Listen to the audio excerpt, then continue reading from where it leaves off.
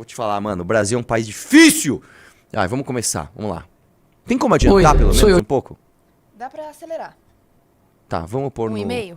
1,5, vai, que é foda, né? Vai lá. Fala devagar. De novo, o que estava ruim ficou ainda pior. Nos últimos dias veio à tona os maiores escândalos envolvendo aposentados e pensionistas do INSS. O rombo, segundo o levantamento, ultrapassa a casa de 6 bilhões de reais. 4 milhões de idosos roubados, e a maioria das vítimas do Norte e Nordeste. Mas isso todo mundo já sabe. O que eles não te contaram é que o escândalo atual era de 6 bilhões. Hoje, um novo relatório da CGU mostrou que só em 2023, 35 mil reclamaram de fraude, e o valor movimentado, 90 bilhões. 90 bilhões. Nós estamos diante do maior escândalo de corrupção da história do nosso país. E o golpe era o seguinte: aposentados eram filiados sem consentimento, tinham valores descontados direto do contra-cheque, ou faziam empréstimos que eles nunca pediram. E daí, quando reclamavam, nada acontecia. Estamos falando do desvio de valores bilionários de pessoas doentes e idosas. Dinheiro que deveria estar no bolso de quem trabalhou a vida inteira e hoje depende da aposentadoria pra viver. E é claro, vou espalhar a narrativa de que tudo começou no governo anterior. E já percebeu que no governo passado tudo era culpa só do presidente. E nesse governo nada é culpa do presidente? Mas olha só que interessante.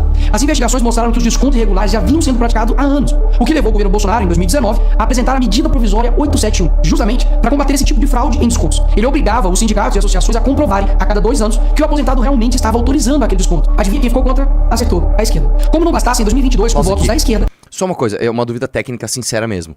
Ele apresentou via MP. Legal. Depois, houve articulação para que isso se tornasse lei e não se tornasse uma medida provisória? Porque aí também não adianta, né? Não adianta assim, puta, tem uma goteira aqui. Aí você pega o balde e fica segurando. Eu sou contra a goteira, hein? Não, pera lá. Você tá consertando a goteira, então alguém vai lá no telhado, tirar a telha que tá ruim, colocar um telhado novo. Não, então pera lá. Você também tá querendo vender o teu peixe ali, né? É foda. Você acha que alguém vai pensar nisso? Né? Mas vamos continuar. O vídeo tá bom, inclusive. Eles derrubaram essa lei. E o que será que aconteceu nos próximos anos? Bingo. Foi exatamente depois de derrubar esse mecanismo de proteção contra as fraudes que houve esse aumento absurdo de descontos indevidos. Ou no português, claro, aumento absurdo de roubo contra idosos. Desenhando, porque eu sei que tem gente que só entende assim. 2019, Bolsonaro faz lei para proteger esses idosos de fraudes. 2022, esquerda derruba essa lei no Congresso. 2023 e 2024, explosão de fraudes. E ainda tem gente surpresa com isso. Não foi o Alckmin que disse: o ladrão quer voltar à cena do crime. E de fato voltou. Desde o início do governo Lula, representantes dos ministérios da Previdência participaram de pelo menos 15 reuniões com entidades que hoje estão sendo investigadas. Inclusive, o próprio ministro, Carlos Lupe, e o ex-presidente do INSS, Alessandro Stefanuto, estiveram em 8 dessas reuniões. A entidade que mais participou dos encontros com os ministros foi a CONTAG, justamente a organização que mais roubou o dinheiro dos aposentados. E o escândalo é ainda mais grave. O relatório de auditoria da CGU revelou que, em muitos casos, as autorizações para descontos foram feitas em nome de pessoas que sequer tinham condições de manifestar a sua vontade. Foram encontradas situações absurdas. Pessoas com deficiência grave, impossibilitadas de assinar qualquer documento. Indígenas que vivem em aldeias remotas e não sabem ler ou escrever. E até aposentados que nem moram no Brasil. Roubar alguém já é terrível, mas roubar pessoas nessa situação é ter a certeza de que nada vai acontecer com você. Não é à toa que o relatório do próprio INSS mostra que o governo tinha ciência e sabia como barrar os descontos desde 2023. O Tribunal de Contas da União também sabia da denúncia desde 2023. Desde essa época, poderia ter ajudado as pessoas que foram vítimas, mas o julgamento ficou parado por mais de 1 ano por um ministro do TCU indicado por Lula. E o sindicato investigado era do irmão do Lula. E o filho do Lewandowski, ministro do Lula, advoga para outra entidade acusada de fraude no INSS, que é o país das coincidências. Ou seja, reuniram com entidades investigadas, foram avisados, confessaram que sabia e ignoraram. Fingiram que não viram. Agora, com a pressão do escândalo, o governo Lula trocou o ministro e só.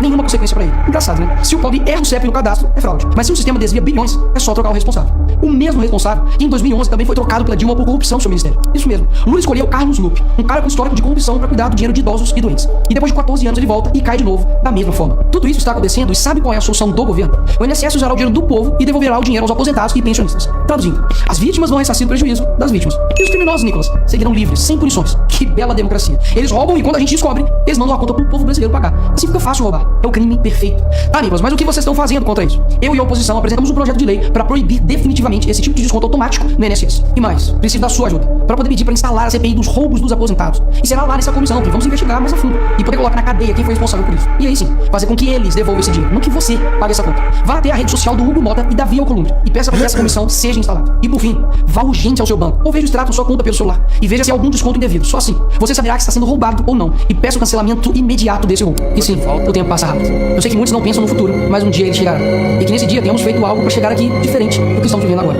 Ninguém aguenta mais um país que só desanima a gente a cada notícia. Mas para chegar aqui diferente, a gente precisa fazer algo diferente agora. Não sei se vocês perceberam também, eles colocaram... Isso aqui é tudo pensado, uma luz de cima, onde parece que ele tá ficando mais velho. Não, eles colocaram um efeito de que ele tá ficando mais velho mesmo. É, tipo assim, o Nicolas, o conselheiro, está se colocando no lugar dos mais idosos. Não é que ele é só moleque, ele é um... Cara, tá tudo... Vai, vamos lá.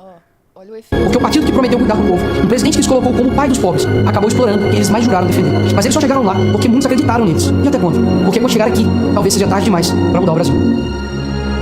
Vamos lá.